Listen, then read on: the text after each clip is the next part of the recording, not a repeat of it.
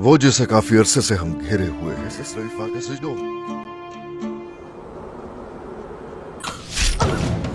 हमला हो गया है। तुम अब बचोगे नहीं उस्मान, तबाह बर्बाद कर दूंगा मैं तुम्हें। तुम्हारे खून से हिसाब लिया जाएगा।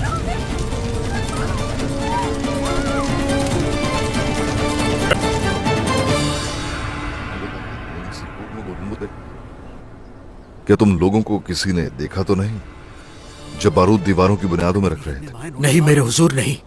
उन काफिरों ने हमें नहीं देखा। वो उन दीवारों पर भरोसा कर रहे हैं जो मैं रोक ही नहीं सकते सरदार। लगता है वो लोग गफलत की गहरी नींद में हैं। जो उन्हें गफलत की नींद से जगाएगी वो कोई सर्द हवा नहीं होगी इस बार। धमाका होते ही सरोजा जनाब, लश्कर के साथ दाखिल हो जाओगे अंदर। जो हुक्म आपका।